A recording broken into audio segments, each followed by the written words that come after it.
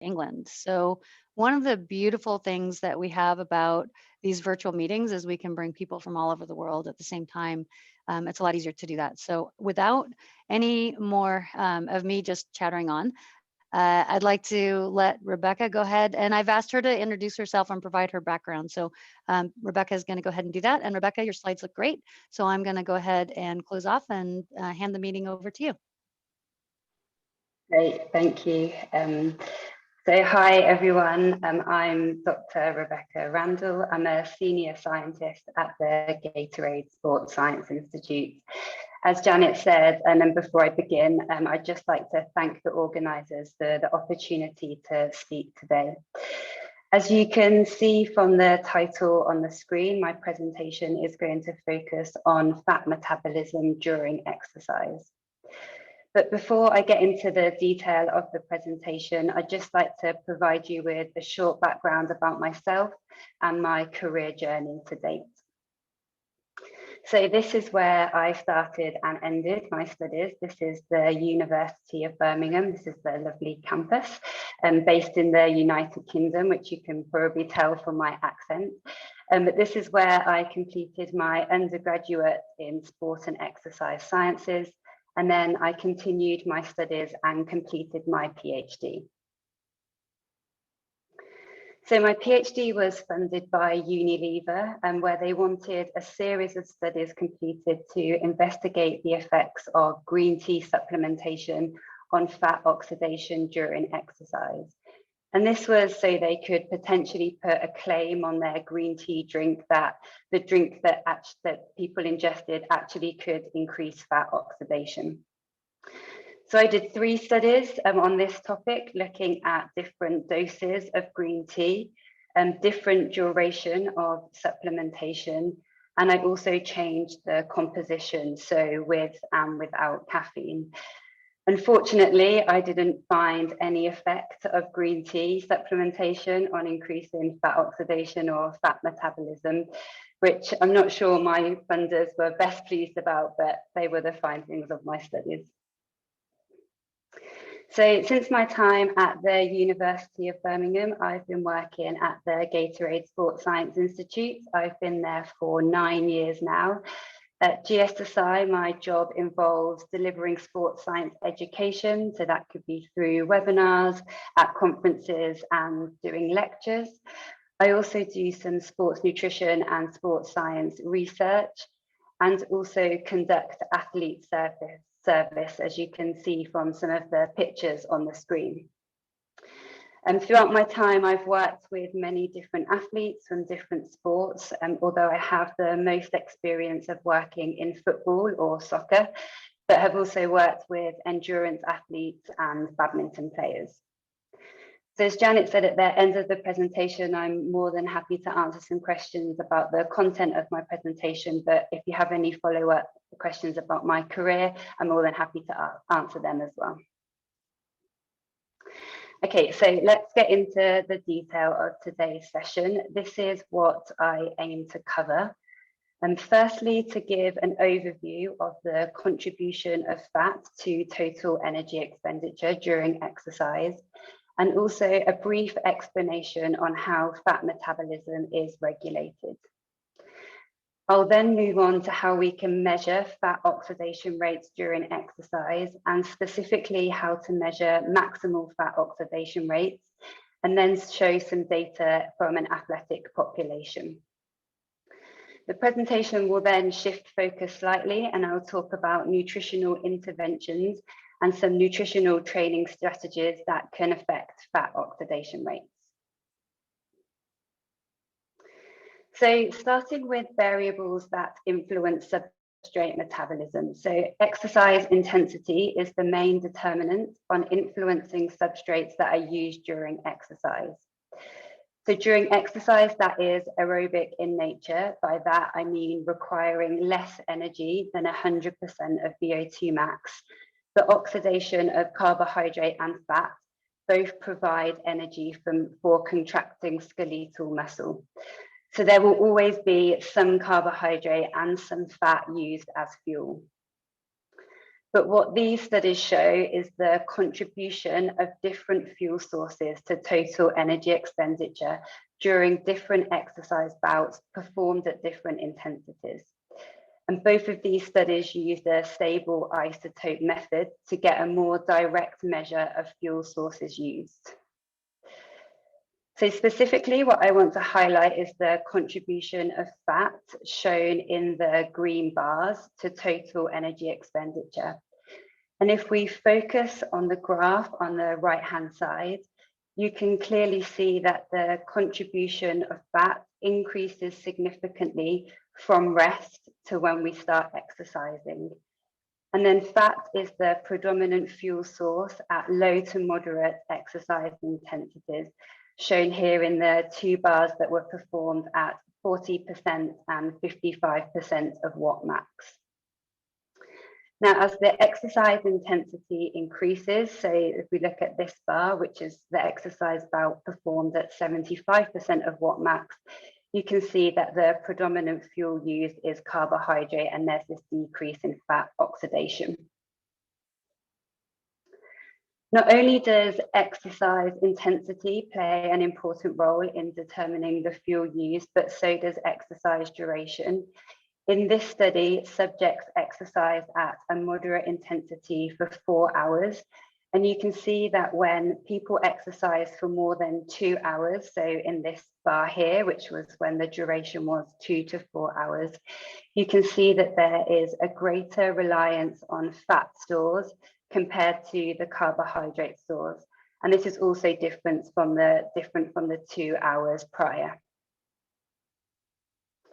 Now, this data is similar, but from a different study. This time we have exercise duration in hours continuously on the x-axis, and 4 of the main fuel sources in the different blocks of color. So if we look at the fat sources over the 4-hour period, we have the muscle triglyceride stores, which are the fat stores which are inside our muscles, and also the plasma-free fatty acids. You can see that there is a decrease in our intramuscular triglycerides because they are being broken down into these plasma-free fatty acids and then used to fuel the exercise bouts. Now, research in the past 15 to 20 years has demonstrated that the regulation of fat metabolism is really complex and involves many different control sites. Some of these sites include, but is not limited to, the transport of fat into the muscle cell, the movement of fat into the cytoplasm, the breakdown of our intramuscular triglyceride stores, and then the transport of our fatty acids into the mitochondria to make energy or ATP. Now, this figure details all the steps of fat metabolism regulation. It can be quite overwhelming. Well, it is for me to look at it, but the main point I want to get across is that the regulation is complex and does involve many control sites. Now, if you'd like to read some more on this topic, then I'll defer you to this Sports Science Exchange article, which was written by Professor Lawrence Spreet, which is on the GSSI website.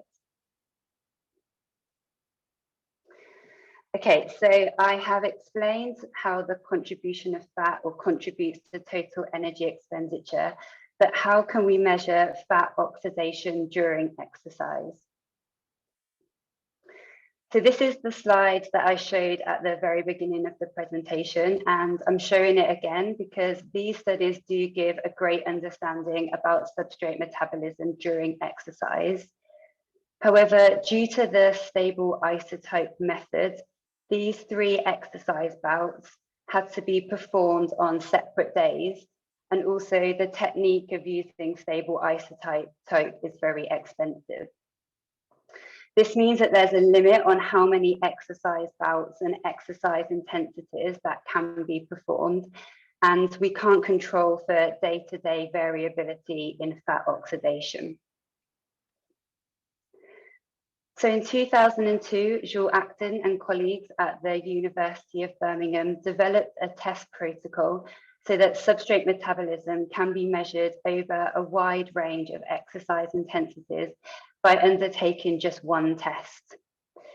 So this is an incremental test where every 3 minutes, the resistance on the bike is increased, and then VO2 and VCO2 is collected either using Douglas bags or online metabolic carts. Now, the average values of the VO2 and the VCO2 collected at each stage of the test can then be calculated to measure fat oxidation using stoichiometric equations.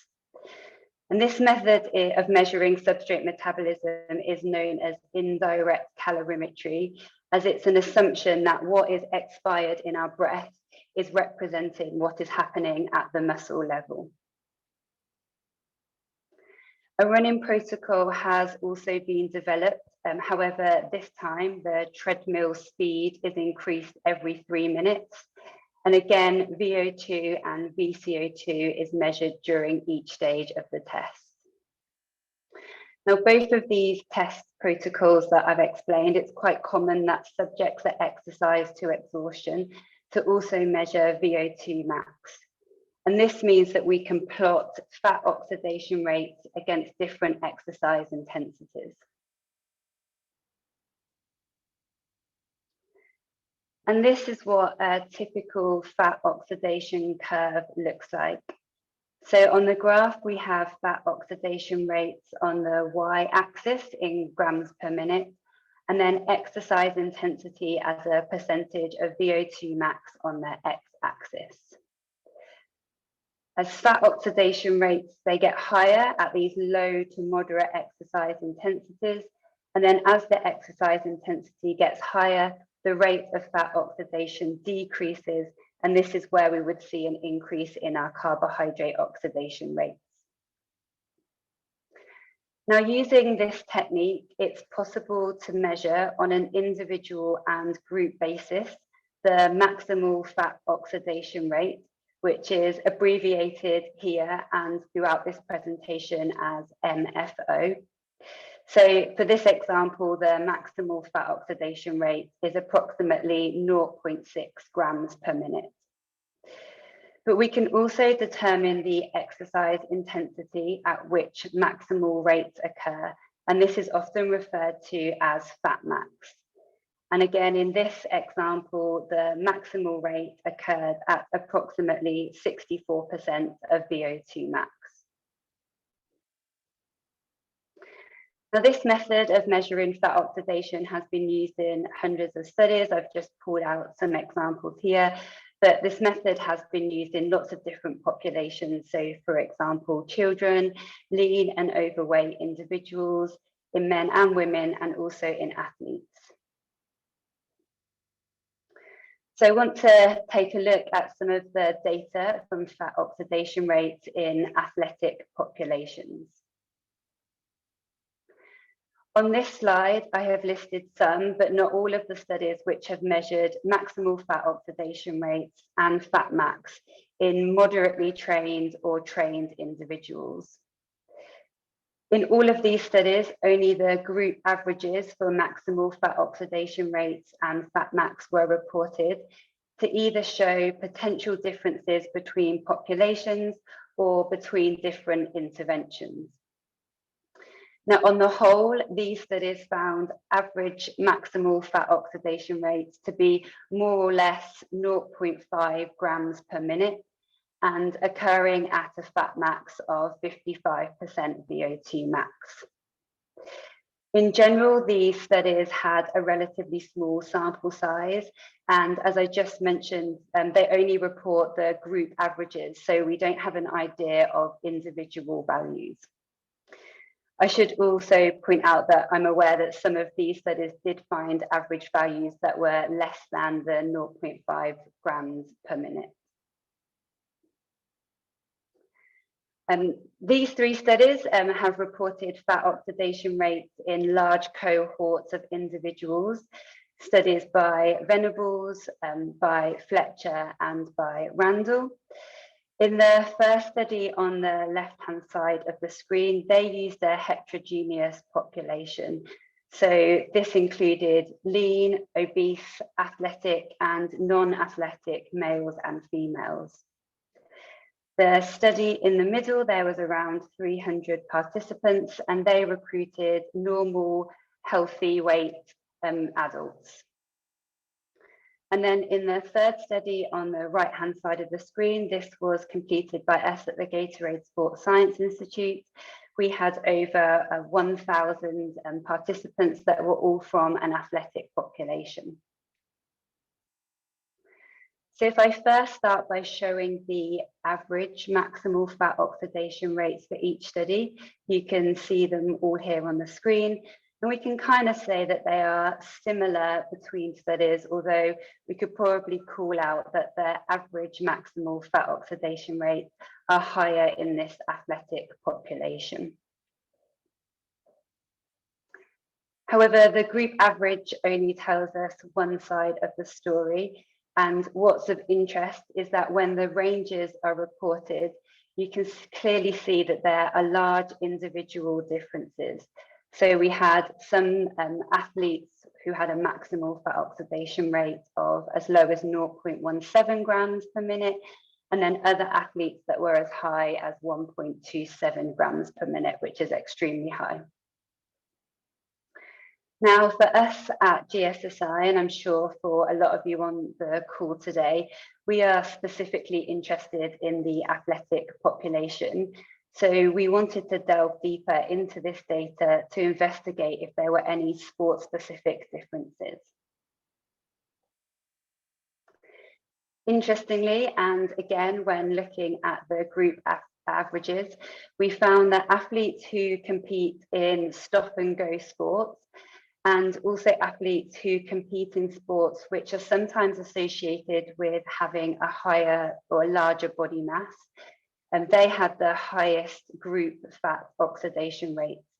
So for example, we found rugby, basketball, and American football players to have higher maximal fat oxidation rates compared to sports such as golf, tennis, and baseball athletes. But again, the group average does only tell us one side of the story, and we found large individual variations between sports. So it's apparent that large variations are seen in fat oxidation rates in all individuals, regardless of the sport that is played. Now, the three large cohort studies that were previously described, they set out to determine what variables might predict maximal fat oxidation. And these studies reported that approximately 50% of the individual variation is accounted for by these following variables. So by the composition of our diet, by how much physical activity we report, by our gender, and also our fat mass. But it's our fat-free mass and our VO2 max which accounts for the highest amount of the variation. So in other words, the more fat-free mass and the higher the training status of the athlete, it's likely that that athlete would have a higher fat oxidation rate. And there's also some new emerging research that was recently published by Dr. Chris Shaw and colleagues, who reported a strong correlation between maximal fat oxidation rates and the proportion of type 1 muscle fibers. In this study by Shaw and colleagues, they had an untrained and a trained group, which were matched for body mass and BMI. These subjects performed an incremental test to measure maximal fat oxidation rates, and then they also had a muscle biopsy taken to look at the composition of muscle fibers within the skeletal muscle. And surprisingly, the maximal fat oxidation rate was significantly higher in the trained group compared to the untrained. And when they plotted maximal fat oxidation rates against the percentage of type 1 muscle fibers, a strong positive correlation was found. Now, this is new and emerging research. I think there's definitely more to come on this topic, but I think it's positive to see that people are still looking at the other possible variables that can contribute to maximal fat oxidation rates. Now, I want to go on to talk about individual metabolic curves, and this was one thing that we have also been interested in looking at. In the 3 large cohort studies that I previously described, only one test was performed, and maximal fat oxidation rates and fat max were the primary outcomes. We had some published findings from our lab that showed that when individuals were tested on 2 or 3 occasions, they seemed to have a unique fat oxidation curve. Or to put it in another way, it could be said that individuals have a unique metabolic fingerprint. Therefore, we were lucky enough with some of the athletes that we work with to measure metabolic curves of professional soccer players on 2 occasions during pre-season, but this was separated by a year. So here are 4 fat oxidation curves from 4 players included in the study. In total, we had 16 players, but I've just picked out 4 for the purpose of this presentation. Now, these curves are taken from the first test that we performed on the players, which were all undertaken on the treadmill, using the similar protocol that was previously explained. So we had our players walk at a low intensity, and then every 3 minutes, we increased the speed of the treadmill by 2 kilometers an hour. And now these are the same players, but their fat oxidation curves from the second test have been included. And I think you can just see visually that the shape of the curve are really similar from the first year to the second year. And in fact, when we analysed the data from all 16 of our players, we found that the shape of the fat oxidation curve from test 1 to test 2 was not different in 80% of the players that we tested.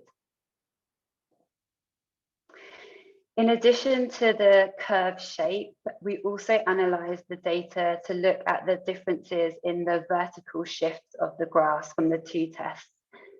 So again here, there's 4 different examples from 4 players that we tested. Test 1 is depicted in the green line and test 2 is in the orange line. And you can see that although the shape of the curves again are quite similar, there are differences in the vertical shifts of the curves. So this time when the data was analysed, the vertical shift of the curves from test 1 to test 2 was not different in 63% of the players. So what this data shows, and this area of research is only in its infancy, but it appears that the shape of the fat oxidation curve may not change within an individual, but the vertical shift is more susceptible to change. And this might be due to changes in some of the variables that are associated with fat oxidation rates.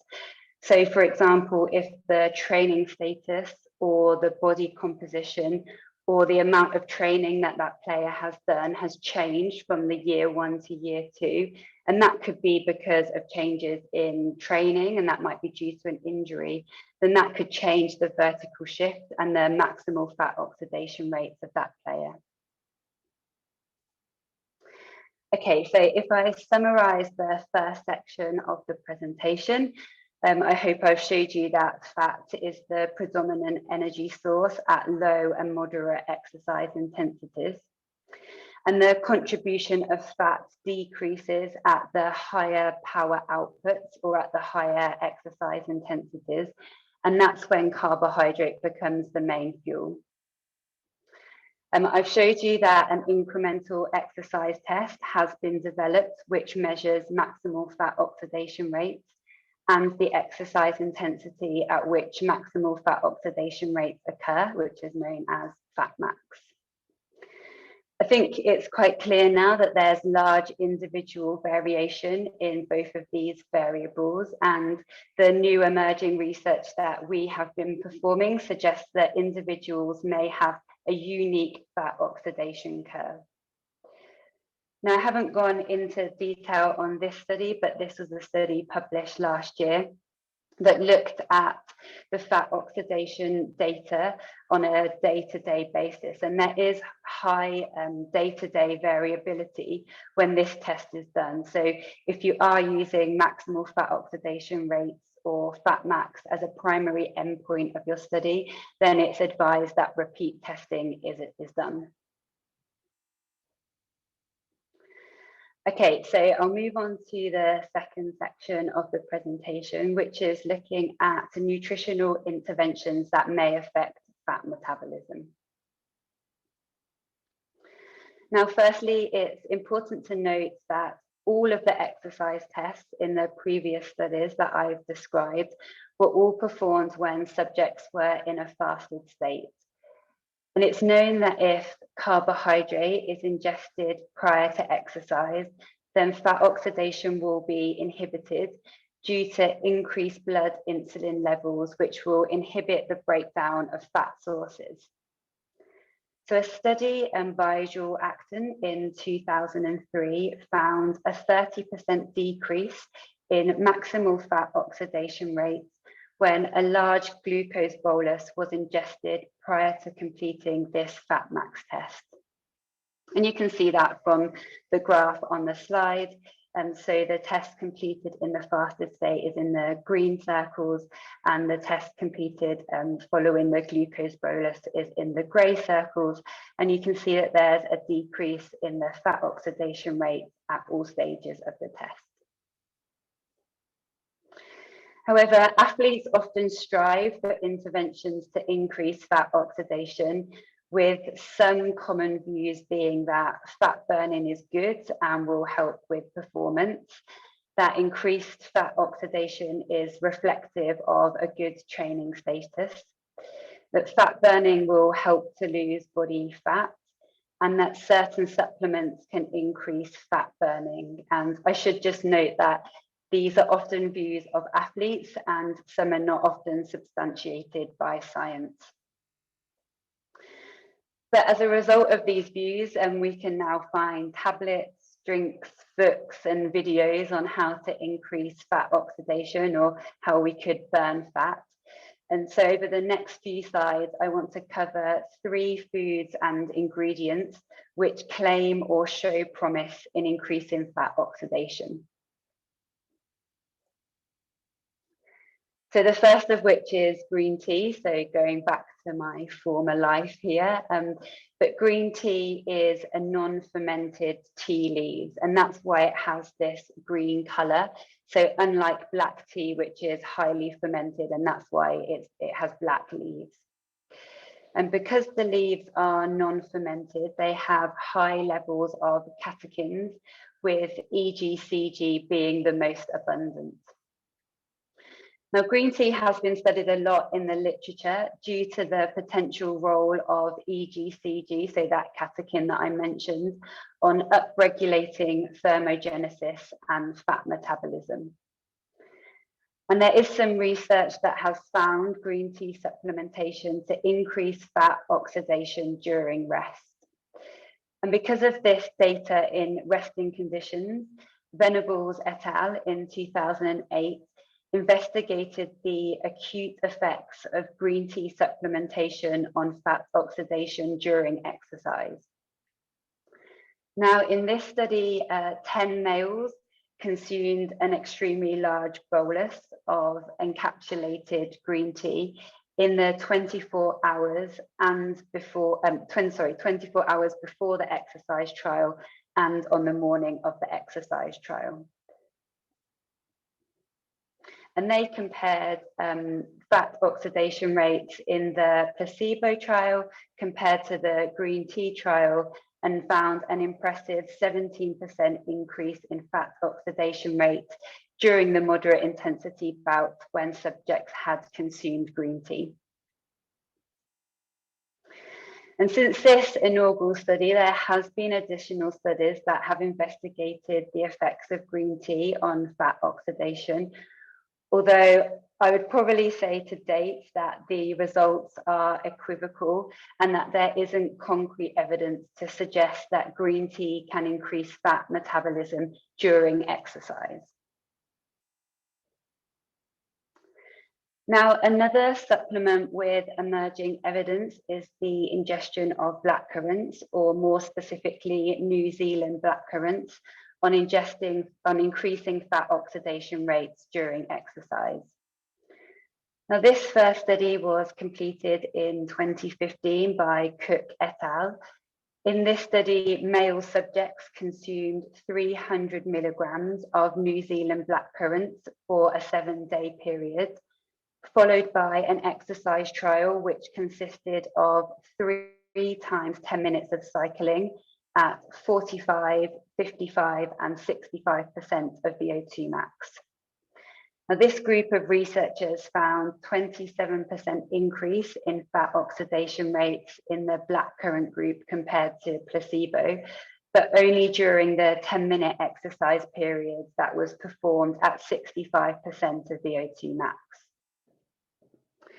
So in another follow-up study, which was this time performed in female subjects, this time they administered the same dose of blackcurrant, so 300 milligrams per day, and for the same supplementation period, so for 7 days. But in this study, participants cycled for 2 hours at 65% of VO2 max. Now, these authors also found a 27% increase in fat oxidation rates in the blackcurrant group compared to placebo. So these 2 studies show great promise for the potential of blackcurrants in increasing fat oxidation. A dose response study has also been completed by the same group of researchers. This time, 15 endurance males consumed either 0, 300 milligrams, 600 milligrams, or 900 milligrams per day of the New Zealand blackcurrant for a 7-day period, and then completed the same exercise bout of 120 minutes of steady state cycling. In this study, only the 600 and 900 milligram trials significantly increased fat oxidation compared to placebo. Now, this data suggests that maybe higher doses are needed to augment fat oxidation in endurance athletes in comparison to the other 2 studies, which found an effect with 300 milligrams per day. Now, to my knowledge, these are the only 3 studies which have investigated the effects of blackcurrants on fat oxidation. And although they do show promise, there is a lack of mechanistic studies in humans. So this needs to be done before we can be 100% certain on what effect these blackcurrants are having on our metabolism. So the final supplement that ingredient that I want to cover is caffeine. Now, early work found that when high doses of caffeine were consumed 60 minutes before exercise, fat oxidation rates during the exercise bouts were increased compared to placebo. And these effects were attributed to the caffeine-induced increases in catecholamines, which activate the breakdown of fats, and then the subsequent fatty acids are oxidized.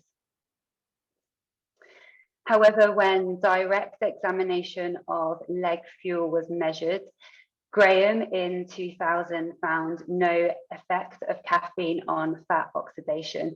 And there has been a lot of conflicting evidence on whether caffeine does or does not increase fat oxidation.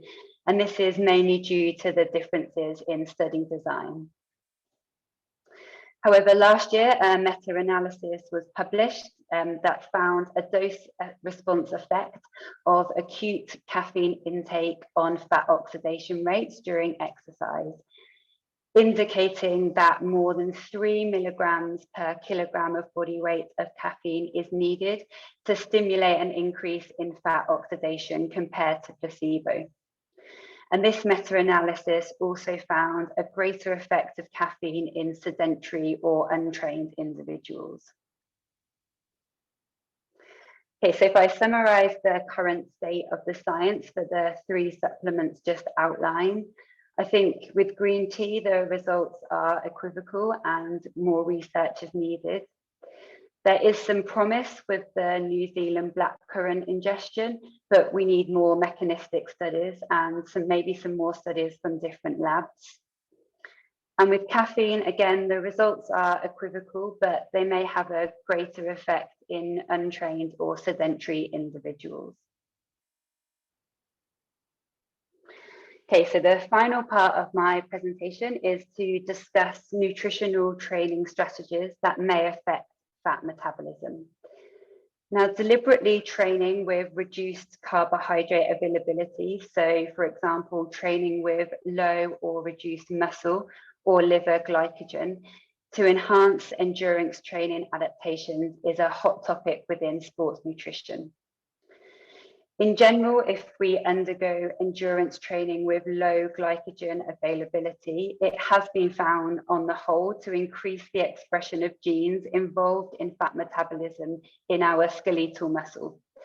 And there are different train low models which can be used.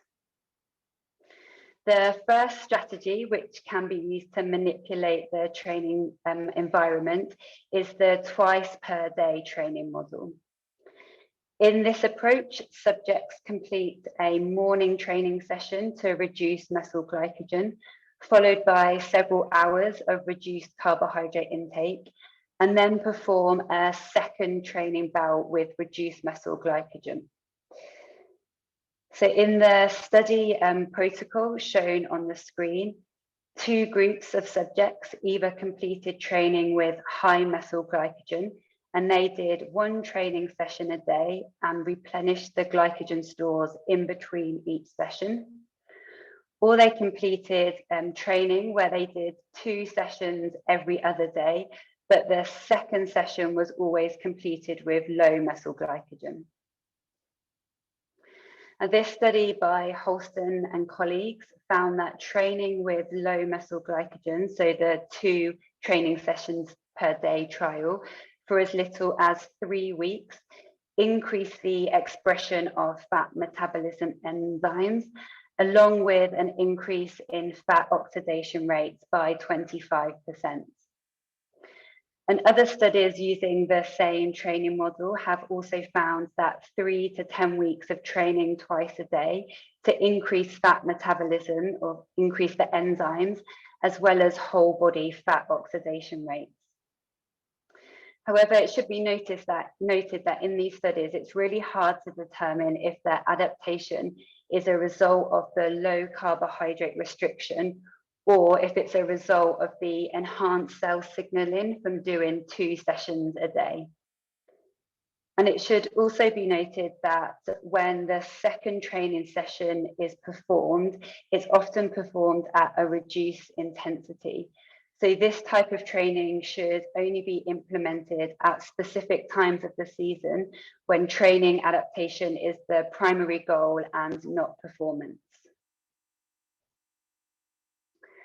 Okay, another model which has been used is the sleep low, train low model. This strategy involves manipulating carbohydrate intake around the training session. So typically participants will complete a training session in the evening and then restrict carbohydrate intake during the recovery period and overnight, and then perform a steady state exercise bouts the morning after. One study by Lane and colleagues found that this training protocol increased fat oxidation and the expression of genes associated with fat metabolism. However, follow-up work by a different lab found no difference in fat oxidation. So more work is definitely needed in this space. Fasted training is another model, and this is essentially exercising in the morning following an overnight fast and not consuming any breakfast. And this is something that athletes often do without knowing or thinking about their adaptations that may occur. In this study by De Bock, 12 participants underwent 6 weeks of training, either in a fasted group, so not consuming any food or any calorie containing beverages before training, or they trained following a carbohydrate rich breakfast. At the end of the intervention, subjects completed a steady state exercise bout and also had a muscle biopsy taken. And these authors found an increase in fat metabolism proteins compared to the fed training group. However, no differences were found in fat oxidation rates. So finally, I just want to touch on the low carbohydrate, high fat diets. And there's been a lot of interest in published literature and social media on low carbohydrate, high fat diets and what implications this could have on fat oxidation, but also athletic performance.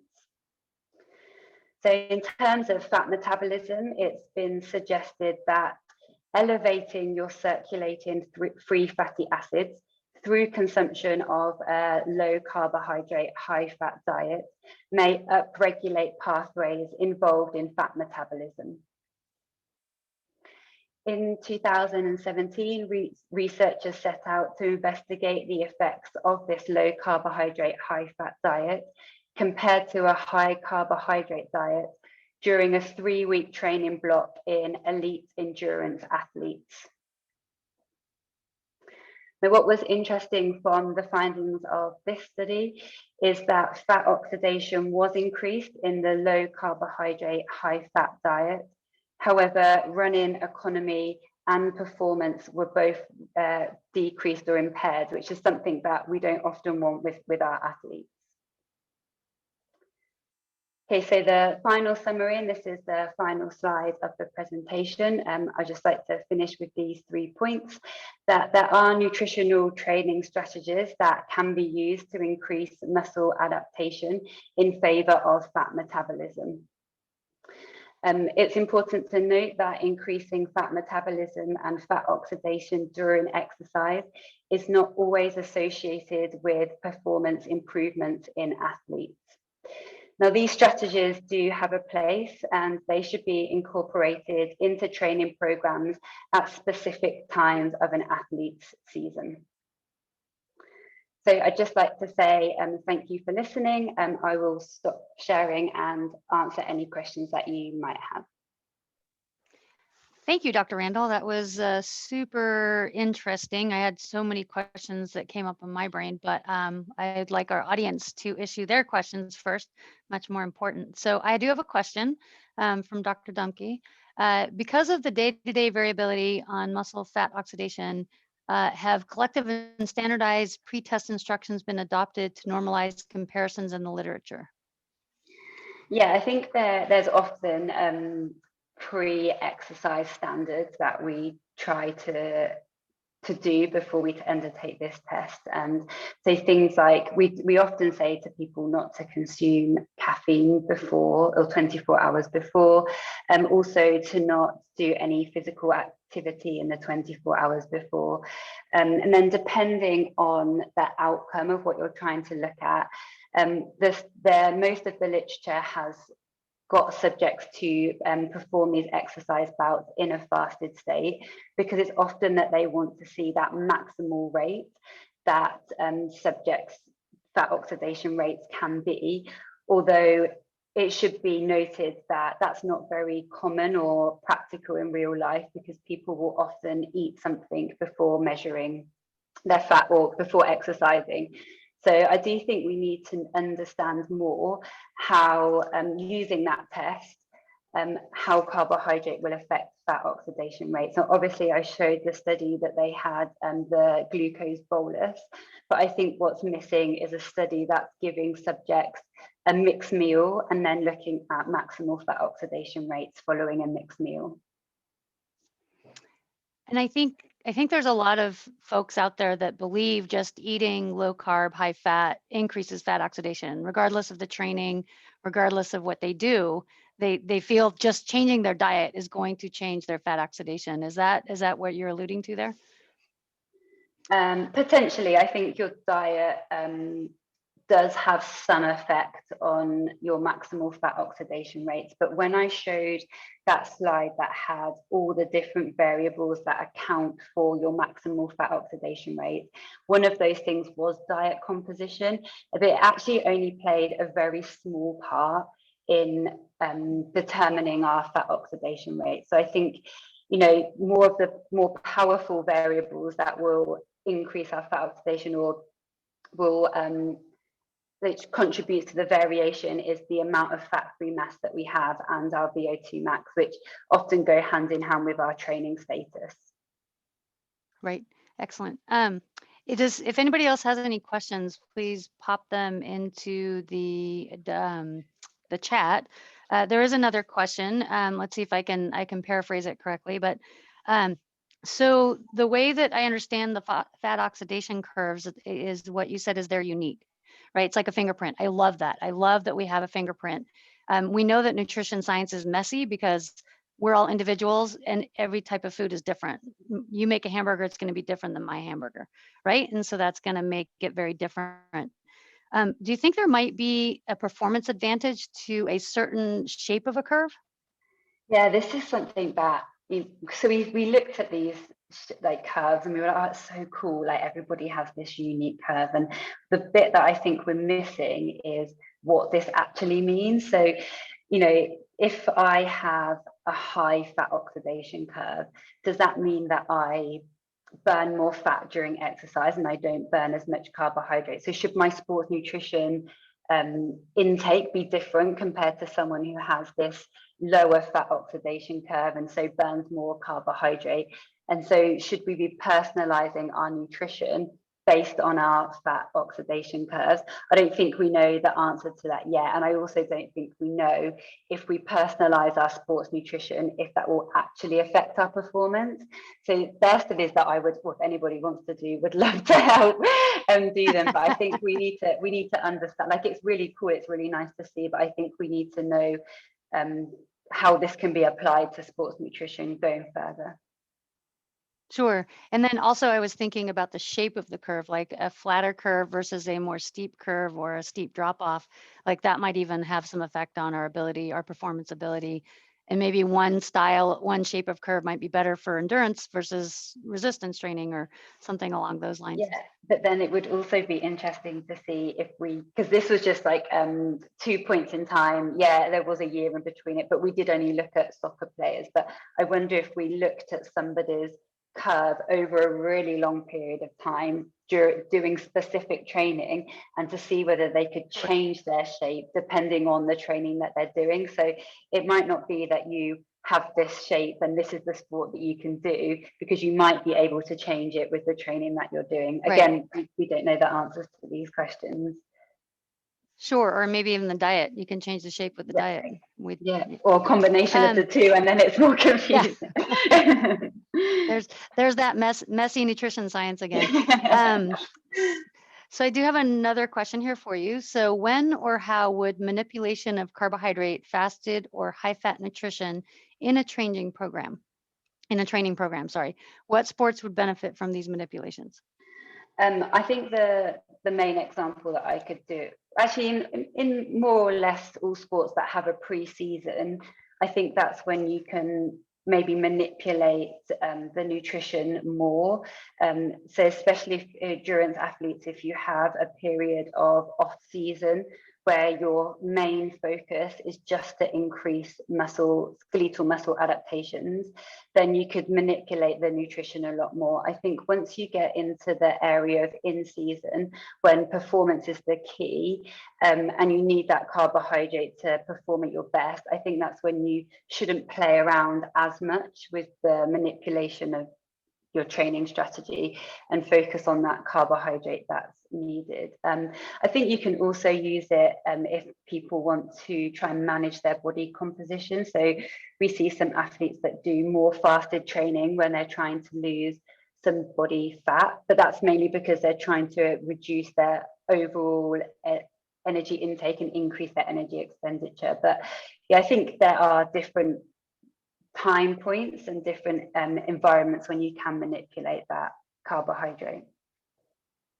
Sure, that makes a lot of sense. You know, one thing that my students struggle with sometimes is that the whole concept of fat burning exercise being super low intensity exercise and weight loss, and how that just, I mean, the best fat burning exercise there is sleeping, right? So if you look at percentage of calories from fat, it's sleeping, but that doesn't necessarily assist with building muscle or losing fat in itself. Do you want to talk a little bit to that, the calorie contribution to weight loss? Yeah, I think also it doesn't necessarily mean that increasing your fat burning will automatically equal weight loss, especially with the supplements that you know, the information on supplements that say they're fat burning, which equals weight loss, because you need to be in a situation where your energy expenditure is more than your energy intake. So even if your fat burning is increased, but you're eating a lot of something and you're not in a negative energy balance, then you're really going to struggle to lose weight anyway. So I think you need to, if you're going to increase your energy in expenditure, increase your fat oxidation, you do also need to look at the other side of the equation, which is your energy intake. Yeah, that's excellent.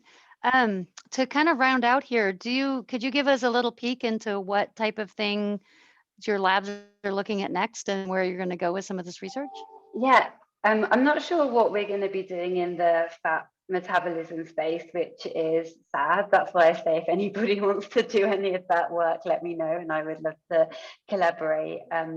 Some of the stuff that the GSSI are working on at the moment is different technologies. So we're very interested in sweat rates, and this is totally off the topic of just what I've talked about, but we're looking at new sports technologies, and I think there's going to be some new stuff coming out this year in the States, so something to look forward to.